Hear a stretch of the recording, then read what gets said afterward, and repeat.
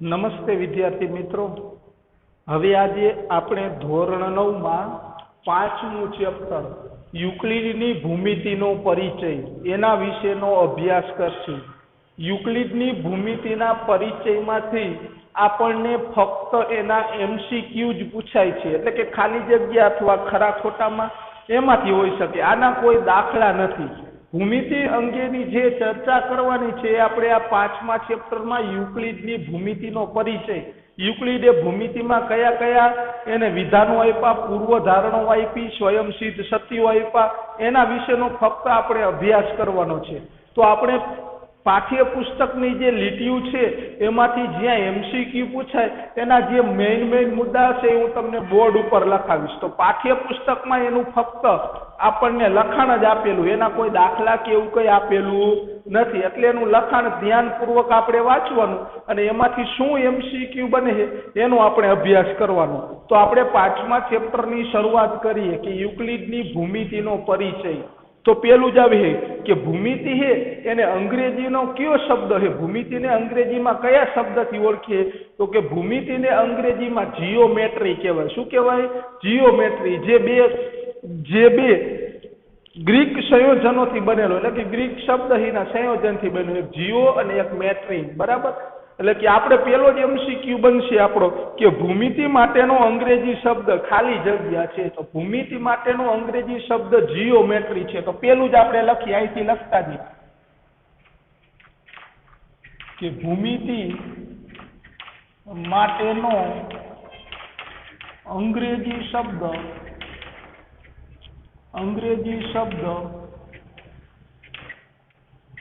Geometry છે. તો ભૂમિતિને અંગ્રેજીમાં શું બોલાય? તો કે જીઓમેટ્રી. તો પેલો જ આપણે પાઠ્યપુસ્તકમાં વિધાન વાંચતું જાવ કે ભૂમિતિ માટેનો અંગ્રેજી શબ્દ જીઓમેટ્રી છે. જીઓમેટ્રી એ બે ગ્રીક શબ્દના સંયોજનથી બનેલો છે. જીઓમેટ્રી છે જે ગ્રીક શબ્દોના સંયોજનથી બનેલો છે. તો વિદ્યાર્થી મિત્રો, પેલો આપણો MCQ બન્યો કે ભૂમિતિને અંગ્રેજીમાં, એટલે કે ભૂમિતિનો અંગ્રેજી શબ્દ ખાલી જગ્યા છે. તો તમે કહી શકો કે ભૂમિતિ માટેનો અંગ્રેજી શબ્દ જીઓમેટ્રી છે. પછી એવું પણ પૂછે કે કયા શબ્દોના સંયોજનથી બનેલો? તો કે ગ્રીક શબ્દ, ગ્રીક ભાષા છે એના જે શબ્દો છે એના આધારે આને અંગ્રેજીમાં જીઓમેટ્રી શબ્દ તરીકે ઓળખવામાં આવે છે. તો ભૂમિતિ માટેનો અંગ્રેજી શબ્દ જીઓમેટ્રી છે જે ગ્રીક શબ્દોના સંયોજનથી બનેલો છે. તો પેલો આપણો MCQ બની ગયો. ખાસ યાદ રાખવાનો, ભૂમિતિને અંગ્રેજીમાં જીઓમેટ્રી કહેવાય અને જે ગ્રીક શબ્દોના સંયોજનથી બનેલો છે. ત્યારબાદ આપણે પાઠ્યપુસ્તકમાં આગળ વાંચીએ તો કે જીઓનો અર્થ પૃથ્વી અને મેટ્રીનનો અર્થ થાય માપવું. તો આ જીઓમેટ્રી કીધો તો આ બે શબ્દથી બનેલો છે, એક જીઓ અને એક મેટ્રીન. તો જીઓ એટલે શું થાય અને મેટ્રીન એટલે શું થાય? તો કે જીઓનો અર્થ પૃથ્વી તથા આયા લખી, આમ જ લખી, તથા જીઓનો અર્થ પૃથ્વી અને મેટ્રીન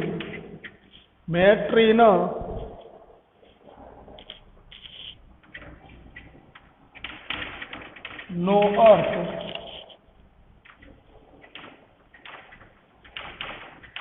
માપવું.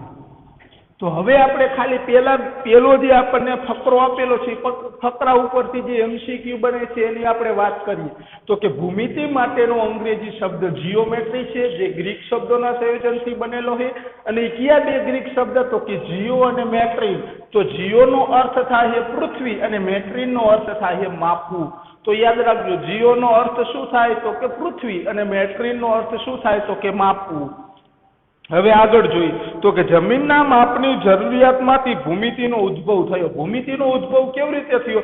તો કે જમીન માપણીની જરૂરિયાત ઊભી થઈ, જેના કારણે આ ભૂમિતિનો શું થયો? ઉદ્ભવ થયો. પ્રાચીન સંસ્કૃતિમાં ભૂમિતિની આ શાખાઓનો અભ્યાસ વિવિધ સ્વરૂપે થતો હતો. ઇજિપ્ત, બેબીલોનિયા, ચીન, ભારત, ગ્રીસ, ઇકાઝ જેવી આ સમયની સંસ્કૃતિના લોકોને પડતી કેટલીક વ્યવહારિક સમસ્યાઓનો સામનો કરવા માટે ભૂમિતિના વિકાસની જરૂરિયાત ઊભી થઈ. શું કહેવા માંગે? તો કે ભૂમિતિની શું કરવા જરૂરિયાત પડી? તો કે એ સમયમાં જમીન માપણી અંગેની સમસ્યાઓ ઊભી થતી, જેના કારણે આ ભૂમિતિની જરૂરિયાત પડી. તેમજ કયા કયા દેશમાં ભૂમિતિની જરૂરિયાત પડી? તો ઘણા બધા દેશ છે, ચીન, ભારત, ઇજિપ્ત, બેબીલોન, ગ્રીસ, ઇકાસ જેવા દેશોને આ ભૂમિતિની જરૂરિયાત ઊભી થઈ. તો પેલા ફકરામાંથી ફક્ત આપણે આટલું જ યાદ રાખવાનું, બીજું કંઈ યાદ રાખવાનું નથી. તો પેલા ફકરામાંથી આપણે શું શીખાશું કે ભૂમિતિને માટેનો અંગ્રેજી શબ્દ જીઓમેટ્રી છે, જે ગ્રીક શબ્દોના સંયોજનથી બનેલો છે, તથા જીઓનો અર્થ થાય છે પૃથ્વી અને મેટ્રીનનો અર્થ થાય છે માપવું. તો આપણને ખબર પડી ગઈ. ત્યારબાદ આપણે આગળ પાછળ પુસ્તકમાં વાંચીએ. ઉદાહરણ તરીકે જ્યારે નાઇલ નદીમાં પૂર આવતું હતું ત્યારે આસપાસના ક્ષેત્રના જમીન માલિકોની ખેતરની સાથે જોડાયેલી સીમાઓનો નાશ થઈ જતો. આવી પૂર હોનારત પછી સીમાઓનું પુનઃસ્થાપન કરવામાં આવતું હતું. આ હેતુ માટે ઇજિપ્તના નાગરિકો ક્ષેત્રફળની ગણતરી માટેના સરળ નિયમો તેમજ સરળ રચના કરવા માટે ભૌમિતિક તકનીક વિકસાવી. શું કહેવા માંગે? તો કે વિશ્વની સૌથી લાંબામાં લાંબી નદી નાઇલ નદી છે. ધારો કે નાઇલ નદીમાં પૂર આવે એટલે પાણી શું થાય? તો કે એની આજુબાજુના જે જમીનવાળો ભાગ હોય એ ભાગમાં પથરાઈ જાય, જેના કારણે શું થાય? તો કે જેની માલિકીની જમીન હોય, અત્યારે આપણે ચર્ચા કરી તો આપણી વાડી હોય તો આપણી વાડી ફરતે આપણે શું કરી? તો કે તાર બાંધી દે, બરાબર? એટલે ખબર પડી જાય કે આટલી વાડી, આ જમીન મારી છે, બરાબર? હવે નદીમાં પૂર આવે એટલે શું થાય? તો કે બધું એક સપાટ થઈ જાય. એક સપાટ થાય તો આમાં કોની કેટલી જમીન છે એ નક્કી કરી શકો નહીં. તો આવી જે જમીન, એટલે કે આવી નદીમાં પૂર આવે ત્યારે જમીન માપણી માટે એને જરૂરિયાત ઊભી થતી. એટલે આ જરૂરિયાત માટે એને શું કર્યું? તો કે આ ભૂમિતિની આવી તકનીકોનો એને વિકાસ કરવાનો મગજમાં એને શું આવ્યો? વિચાર આવ્યો. હવે શું કહે આગળ? તે ધાન્ય ભંડારોના ઘનફળની ગણતરી માટે તથા પિરામિડના આડછેદ માટે તેમજ નહેર અને પિરામિડના બાંધકામ માટે ભૂમિતિના જ્ઞાનનો ઉપયોગ થતો. શું કહેવા માંગીએ? તો આપણને ખબર છે કે આપણે બાંધકામ કરવું હોય તો પહેલા તો શું કરી? તો કે આપણી જે જમીન હોય, મકાન બનાવવું હોય તો આપણે શું કરવું પડે? તો કે આપણી જે જમીન છે ને એના પહેલા આપણે શું કરવું પડે? માપવું પડે કે કેટલા ફૂટ છે. પછી આપણે નક્કી કરી કે મારે આટલા ફૂટનો રૂમ બનાવવો છે, આટલા ફૂટનું રસોડું બનાવવું છે, આટલા ફૂટનો મારે હોલ બનાવવો છે. આ બધું આપણે નક્કી કરવું પડતું. તો એ જ કહેવા માંગે છે કે આવી બધી વસ્તુઓ, પિરામિડ છે, પછી અનાજ ભરવા માટેના જે કોઠીઓ આપણે બનાવતા, જૂના સમયમાં આપણે એને કોઠી કહેતા, અનાજ ભરવા માટેની કોઠી બનાવતા. તો એમાં નક્કી કરતા કે આમાં આટલા મણ ઘઉં સમાજ. આપણે અત્યારે બજારમાં તૈયાર કોઠી લેવા જઈએ એટલે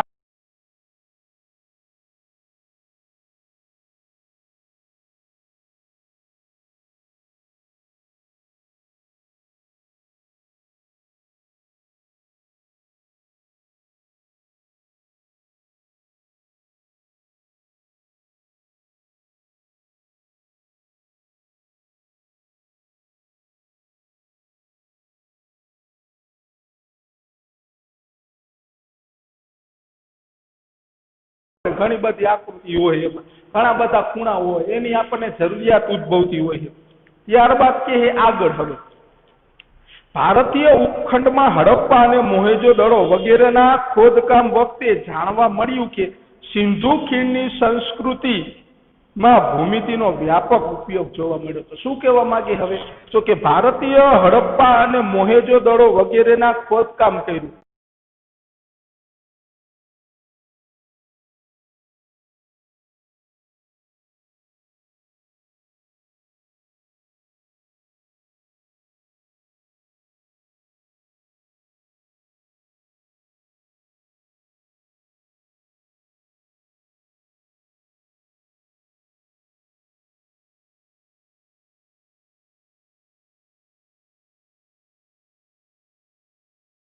એનું માપ ચોક્કસ જ હોય. એવું નહીં કે કાવડી હોય તો એને કાવડી હોય ને કાવડી.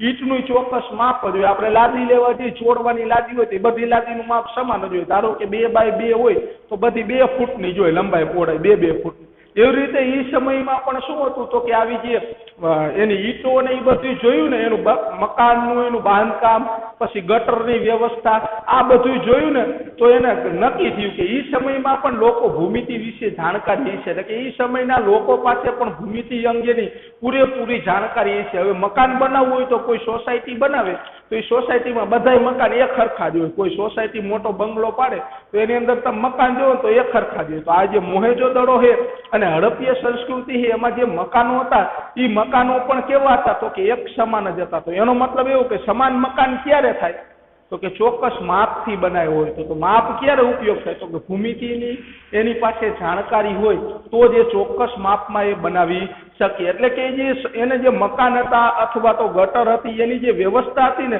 એ બધા મકાનમાં એક સમાન હતી. તો એનો મતલબ એવો કે એક સમાન ક્યારે હોય તો કે માપ વિશે એને જાણકારી હોય. તો માપ વિશે જાણકારી ક્યારે હોય તો કે એને ભૂમિતિ અંગેની જો માહિતી હોય તો જ એના વિશે એની જાણકારી હોઈ શકે છે. ત્યારબાદ આગળ જોઈએ તો શહેરો યોજનાબંધ અને સુવ્યવસ્થિત હતા. શહેરમાં ઉત્તમ રીતે વિકસિત અને ખૂબ જ સારી રીતે નિર્માણ પામ્યા હતા. એના જે શહેર હતા અથવા તો જે સોસાયટીઓ હતી એ ખૂબ જ સારી રીતે બનાવેલી હતી, એટલે કે ચોક્કસ કોઈ માપથી બનાવેલી હતી. પછી આગળ કે ઉદાહરણ તરીકે રસ્તાઓ એકબીજાને સમાંતર અને ગટર વ્યવસ્થા પણ ભૂગર્ભમાં હતી. શું કહેવા માંગે એના જે રસ્તાઓ એની સમાંતર હતા. હવે રસ્તો આપણે એમ કે 25 ફૂટનો તો 25 ફૂટનો આમ સળંગ રસ્તો એક સમાન હોય એવું નહીં બને કે અમુક જગ્યાએ સાંકડો હોય વળી પોળો હોય તો એની પાસે કઈ માહિતી જ ન હોય. તો સમાંતર રસ્તા હતા એનો મતલબ એવું કે એની પાસે ચોક્કસ માપની જાણકારી હતી. તો ચોક્કસ માપની જાણકારી ક્યારે હોય તો કે ભૂમિતિ વિશે જાણતો હોય તો.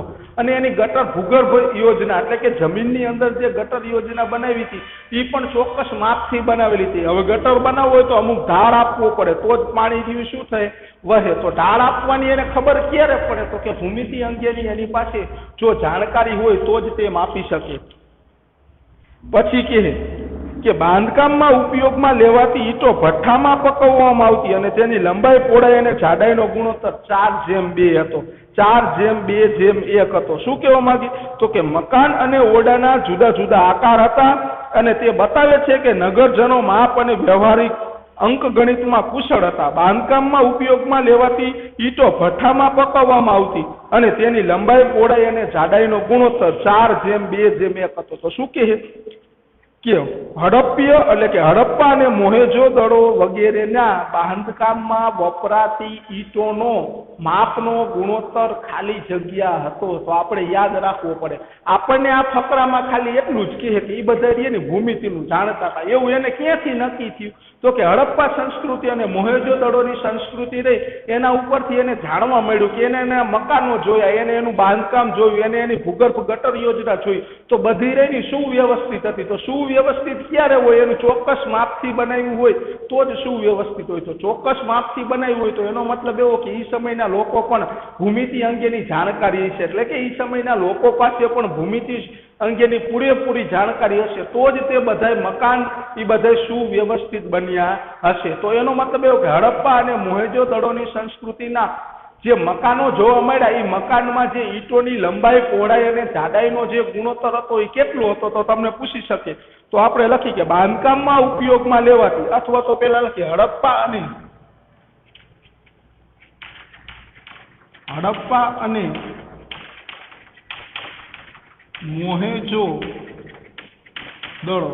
હડપ્પા અને મોહેજો-દડો ના મકાનમાં ઉપયોગમાં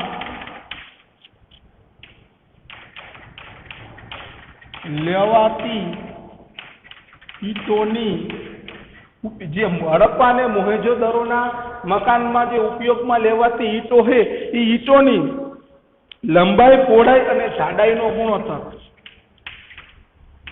લંબાઈ પહોળાઈ અને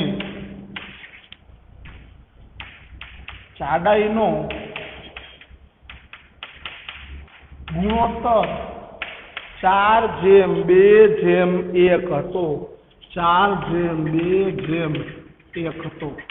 તો હવે એના પછીનો એમસીક્યુ આપણો બની ગયો.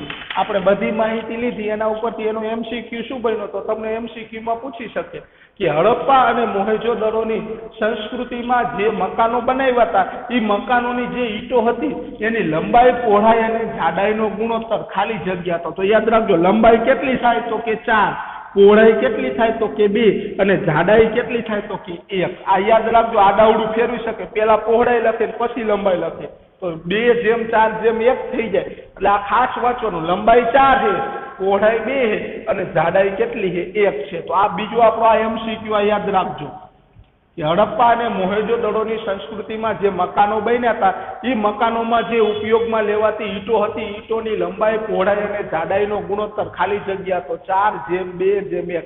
એટલે કે લંબાઈ 4 હતી, પહોળાઈ 2 હતી અને જાડાઈ કેટલી હતી?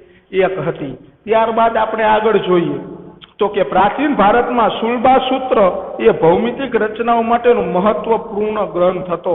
તો કે ભારતનું પ્રાચીન ગ્રંથ હતું એ કેવું હતું? તો કે શુલ્બા સૂત્ર. તો વળી પાછો આપણો એમસીક્યુ બનશે કે પ્રાચીન ભારતમાં શુલ્બા સૂત્રનો એ ભૌમિતિક રચનાઓ માટેનો મહત્વપૂર્ણ ગ્રંથ હતો.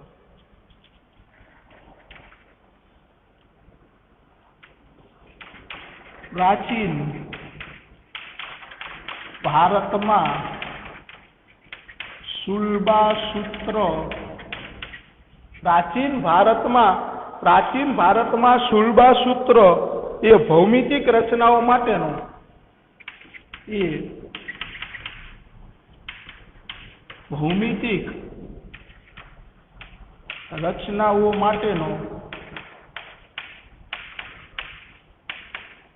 પ્રાચીન ગ્રંથ હતો.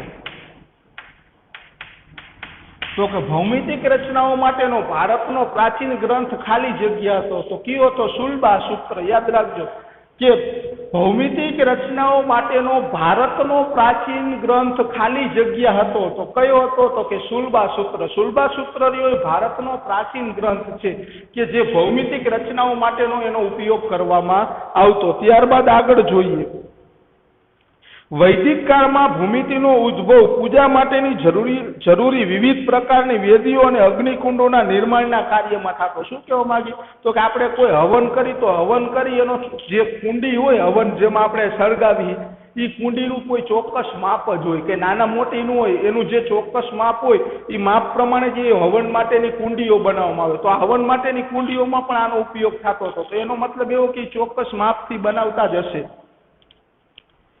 પવિત્ર અગ્નિ વધુ પ્રભાવશાળી બનવા માટે તેનો સ્થાન, આકાર અને ક્ષેત્રફળ બાબતની સ્પષ્ટ રીતે નક્કી થયેલા આદેશોનું પાલન થતું. મેં કીધું એમ, તમે હવન કુંડ માટેની જે કુંડી બનાવો, એટલે કે જે તમે બનાવો કુંડી, એ કુંડીનું ચોક્કસ માપ હોય છે, એના આધારે જ એને બનાવવામાં આવે છે.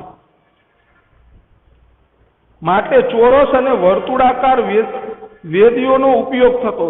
જાહેર પૂજા સ્થળો માટે લંબચોરસ, ત્રિકોણ અને સમલંબ સંયોજનથી બનતા આકારના પ્રયોજન જરૂરી હતા. શ્રીયંત્ર એ અંદરોઅંદર ગૂંથાયેલા નવ સમ દ્વિબાજુ ત્રિકોણનું સંયોજન. શ્રીયંત્ર શું છે? તો કે અંદરોઅંદર ગૂંથાયેલા એવા નવ સમ દ્વિબાજુ ત્રિકોણનું સંયોજન.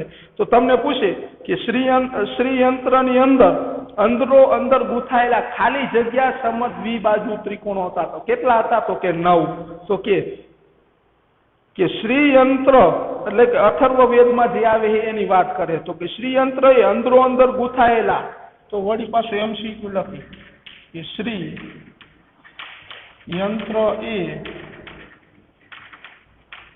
અંદરોઅંદર ગૂંથાયેલા 9 સમદ્વિબાજુ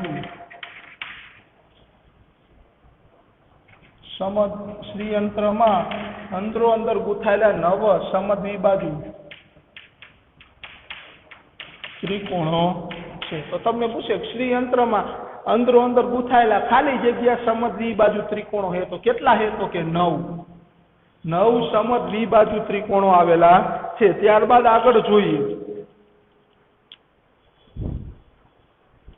આ ત્રિકોણ એવી ચોક્કસ રીતે ગોઠવાયેલા છે કે તેમાંથી 43 ઉપ ત્રિકોણો બને છે. અંદરોઅંદર 9 સમદ્વિબાજુ ત્રિકોણ બન્યા, પણ એ 9 સમદ્વિબાજુ ત્રિકોણ એવી રીતે ગોઠવા છે કે એની અંદરથી વળી પાછા બીજા 43 ઉપત્રિકોણો પણ બને છે। તો શું કહેવા માંગીએ તો કે શ્રીયંત્રની અંદર અંદરો અંદર ગૂંથાયેલા 9 સમદ્વિબાજુ ત્રિકોણના સંયોજન છે। આ ત્રિકોણ એવી રીતે ગોઠવાયેલા છે કે તેમાંથી 43 ઉપત્રિકોણો બને છે તથા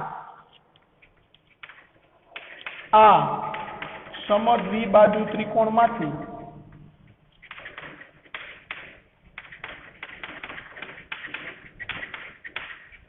43 ઉપત્રિકોણો બને છે। શ્રીયંત્રમાં અંદરો અંદર ગૂંથાયેલા 9 સમદ્વિબાજુ ત્રિકોણ છે, પણ એ 9 સમદ્વિબાજુ ત્રિકોણ એવી રીતે ગોઠવા છે કે બધાય ત્રિકોણ 9 ને તમે ગોઠવો ને એટલે એની અંદરથી એવા બીજા કેટલા ત્રિકોણો બની જાય છે કે 43 સમદ્વિબાજુ ત્રિકોણ એટલે કે ઉપત્રિકોણો તમારા બને છે। ત્યારબાદ આગળ જોઈએ। આ ઉદાહરણ દર્શાવે છે કે ભૂમિતિનો વિકાસ અને તેનો ઉપયોગ વિશ્વના દરેક સ્થાને થયો। આ બધી વસ્તુ તમને એવું બતાવે કે ભૂમિતિનો વિકાસ દુનિયામાં બધે થયેલો છે, પરંતુ બહુ અવ્યવસ્થિત રીતે થઈ રહ્યું હતું। પ્રાચીન વિશ્વમાં ભૂમિતિની આ વિકાસની આ ગતિવિધિઓ એક રોચક વાત છે। તેનું જ્ઞાન પેઢીઓ સુધી મૌખિક રીતે અને તાડના વૃક્ષના પાન અથવા તો સંદેશો લખી કેટલીક અન્ય રીતો દ્વારા આપવામાં આવતું। શું કહેવામાં આવે છે તો કે આવી બધી વસ્તુઓનું જ્ઞાન મારે આપવું હોય તો મુખ્યથી એટલે બોલીને આપતા અથવા તો તાડપત્ર એટલે કે તાડ નામનું જે વૃક્ષ છે એના પાંદડા ઉપર લખીને આવતા। આપણને ખબર જ છે એક શિલાપત્ર આવે એટલે કે જે મોટો પથ્થર હોય એના ઉપર લખે, બીજું તામ્રપત્ર આવે એટલે કે તાંબાના પાતળા પતરા ઉપર લખે, અને તાડપત્ર એટલે કે તાડ નામનું જે વૃક્ષ છે એ વૃક્ષની જે પાંદડું હોય એ પાંદડા ઉપર લખે અથવા તો મૌખિક રીતે।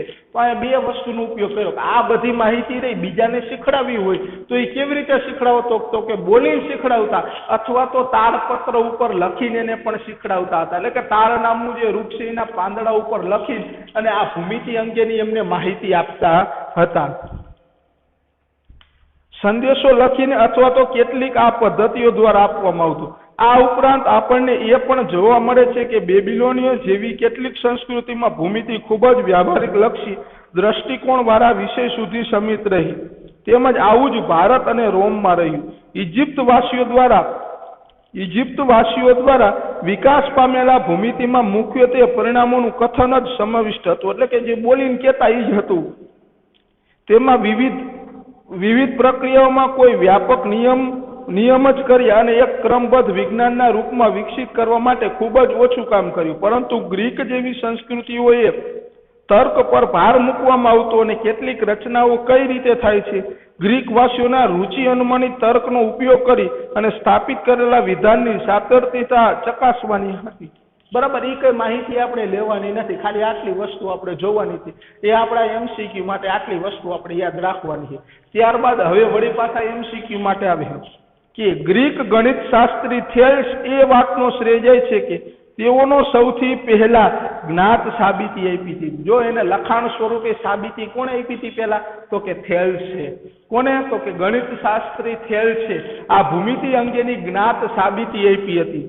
અને સાબિતીની કથનની હતી કે વર્તુળનો વ્યાસ વર્તુળને સમ વિભાજિત કરે છે। શું કહેવા માંગે છે તો કે વર્તુળનો જે વ્યાસ હોય તો વર્તુળનો વ્યાસ કોને કહેવાય તો કે વર્તુળના કેન્દ્રમાંથી પસાર થતા રેખાખંડને વર્તુળનો વ્યાસ કહેવાય। એ વર્તુળના બે સમાન ભાગમાં શું કરે વિભાજન કરે। આવું કોને કીધું તો કે થેલ્સે।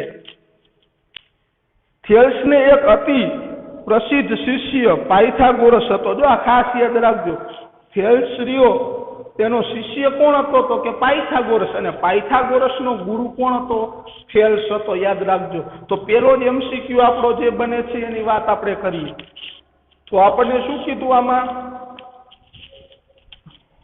તો કે થેલ્સ રહ્યો એ શું હતો તો કે ગણિત શાસ્ત્રી હતો। એટલે કે આપણે લખી કે થેલ્સના શિષ્યનું નામ ખાલી જગ્યા હતું। કોણ શું હતું પાયથાગોરસ। તો આ યાદ રાખજો, તમને એમસીક્યુમાં પૂછી શકે કે થેલ્સના શિષ્યનું નામ ખાલી જગ્યા હતું, અથવા તો ઊંધું પૂછે કે પાયથાગોરસના ગુરુનું નામ ખાલી જગ્યા। તો આપણે લખી જ નાખી કે પાયથાગોરસના ગુરુનું નામ ખાલી જગ્યા હતું. તો શું નામ આવે? તો કે થેલ્સ. બરાબર. થેલ્સના શિષ્યનું નામ પાયથાગોરસ અને પાયથાગોરસના ગુરુનું નામ શું હતું? થેલ્સ. તેમનું નામ એક ચોક્કસ સાંભળ્યું હશે. પાયથાગોરસનું નામ આપણે સાંભળેલું છે, એનો પ્રમેય પણ આવે ને એનો વિધાનનો ઉપયોગ પણ આપણે કરીએ. ભૂમિતિનો સિદ્ધાંતનો મહદ અંશે વિકાસ થયો. આ પ્રક્રિયા ઈસવીસન 300 પૂર્વે સુધી ચાલી. આ સમયે ઇજિપ્તના એલેક્ઝાન્ડ્રિયામાં એક ગણિતશાસ્ત્રી શિક્ષક યુક્લિડ છે, એ સમયના જાણીતા ગણિતના બધા જ જ્ઞાનને એકત્રિત કર્યું અને એલિમેન્ટ્સ નામનું એક પુસ્તક રજૂ કર્યું. કોણે? યાદ રાખજો, યુક્લિડે. ઇજિપ્તના એલેક્ઝાન્ડ્રિયાના, તો આપણે લખી કે ઇજિપ્તના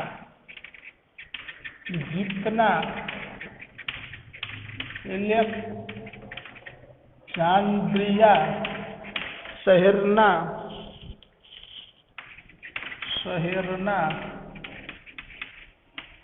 ગણિત શિક્ષક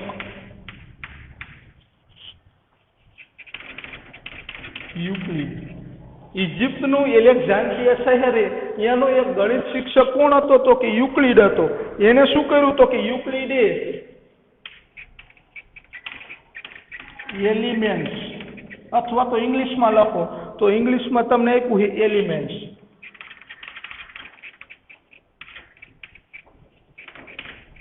નામનું પુસ્તક બનાવ્યું. શું કહે? તો કે ઇજિપ્તના એલેક્ઝાન્ડ્રિયા શહેરનો એક ગણિત શિક્ષક યુક્લિડ હતો. એ યુક્લિડે કયું પુસ્તક બનાવ્યું? તો કે એલિમેન્ટ્સ નામનું પુસ્તક બનાવ્યું. તો યાદ રાખજો, યુક્લિડે જે પુસ્તક બનાવ્યું એ પુસ્તકનું નામ શું હતું? તો કે એલિમેન્ટ્સ. પછી શું કીધું? તો કે આ પ્રસિદ્ધ ગ્રંથ સ્વરૂપે એને વ્યવસ્થિત રજૂ કર્યું. એલિમેન્ટ્સમાં 13 પ્રકરણોનું વિભાજન કર્યું. આ જે પુસ્તક બનાવ્યું, પુસ્તકોની અંદર એને કેટલા પ્રકરણો બનાવ્યા? તો કે 13. તથા તેમાં 13 પ્રકરણોનું, તેમાં તેને 13 પ્રકરણોમાં વિભાજન કર્યું. 13 પ્રકરણોમાં એને શું કર્યું? વિભાજન કર્યું. તો વળી પાછું MCQ કે યુક્લિડ લિયો એ ક્યાંનો વતની હતો? તો કે ઇજિપ્તના એલેક્ઝાન્ડ્રિયા શહેરનો હતો. એને જે પુસ્તક આપ્યું એ પુસ્તકનું નામ શું હતું? તો કે એલિમેન્ટ્સ. એલિમેન્ટ્સ પુસ્તકમાં કેટલા પ્રકરણો હતા? તો કે 13 પ્રકરણ હતા. કેટલા પ્રકરણો હતા? 13 પ્રકરણો. ત્યારબાદ આગળ જોઈએ. આ પ્રકરણ આપણને ભૂમિતિના યુક્લિડના અભિગમ વિશે ચર્ચા કરીશું અને ભૂમિતિના વર્તમાન સ્વરૂપ સાથે જોડવાની આપણે વાત કરશી. હવે જે આવે છે આટલી વસ્તુ આપણા MCQ માટે બની. હવે ભૂમિતિ અંગે શું છે એની માહિતી આપણે લઈએ. તો પહેલા તો આપણે આટલું જોઈ લઈએ, જે ગણિત શાસ્ત્રીઓએ જે માહિતી આપી હતી એના વિશેનો આપણે અભ્યાસ કર્યો. તો વળી પાછું ફરીથી જોઈએ આપણે. તો કે ભૂમિતિ માટેનો અંગ્રેજી શબ્દ કયો છે? તો કે જીઓમેટ્રી. આપણે જે યાદ રાખવાનું છે એની જ હું તમને મેં આ પોઈન્ટ લખી દીધા. આટલી જ વસ્તુ તમારે યાદ રાખવાની, કેમ કે આમાંથી કોઈ દાખલો આવતો નથી. ફક્ત MCQ આ જે લખાણ સ્વરૂપે આપ્યા એમાંથી આપણને MCQ પૂછે છે. તો પહેલી જ વાત કરી તો કે ભૂમિતિનો અંગ્રેજી શબ્દ શું થાય? તો કે જીઓમેટ્રી. જીઓમેટ્રિક ગ્રીક શબ્દના સંયોજનથી બનેલો છે. કયા બે શબ્દ? તો કે જીઓ અને મેટ્રિન. તો જીઓનો અર્થ થાય પૃથ્વી અને મેટ્રિનનો અર્થ થાય માપવું. હડપ્પા અને મોહેંજો-દડોની સંસ્કૃતિના જે મકાન હતા એ મકાનમાં જે ઉપયોગમાં લેવાતી ઈંટો હતી એની લંબાઈ, પહોળાઈ અને જાડાઈનો ગુણોત્તર 4:2:1 હતો. ત્યારબાદ પ્રાચીન ભારતમાં શુલ્બાસૂત્ર એ ભૌમિતિક રચનાઓ માટેનો પ્રાચીન ગ્રંથ હતો. ભારતમાં ભૌમિતિક રચના માટેનો જે પ્રાચીન ગ્રંથ હતો એ પ્રાચીન ગ્રંથનું નામ શું હતું? શુલ્બાસૂત્ર. શ્રીયંત્રમાં અંદરો અંદર ગૂંથાયેલા 9 સમદ્વિબાજુ ત્રિકોણો છે અને એ ત્રિકોણો એવી રીતે જોડ્યા છે કે એની અંદરથી બીજા 43 ઉપ ત્રિકોણો બને છે. એની અંદરથી બીજા 43 ઉપ ત્રિકોણો બને. ત્યારબાદ આ ખાસ યાદ રાખવાનું કે થેલ્સના શિષ્યનું નામ શું હતું? તો કે પાયથાગોરસ. અને પાયથાગોરસના ગુરુનું નામ શું હતું? થેલ્સ હતું. પછી આવે ઇજિપ્તના એલેક્ઝાન્ડ્રિયા શહેરનો જે ગણિત શિક્ષક યુક્લિડ હતો. યુક્લિડે બધી માહિતી ભેગી કરી અને એના આધારે એને એક એલિમેન્ટ્સ નામનું પુસ્તક બનાવ્યું અને આ પુસ્તકોની અંદર એને 13 પ્રકરણોમાં વિભાજન કર્યું. પુસ્તક એક બનાવ્યું, એની અંદર પ્રકરણો કેટલા હતા? 13 પ્રકરણોમાં એને શું કર્યું હતું? વિભાજન કર્યું હતું. તો આટલી વસ્તુ વિદ્યાર્થી મિત્રો આપણે યાદ રાખવાનું. એનું જે લખાણ હતું, લખાણને આધારે જે MCQ બનતા હતા એ મેં તમને MCQ લખાવી દીધા, બરાબર.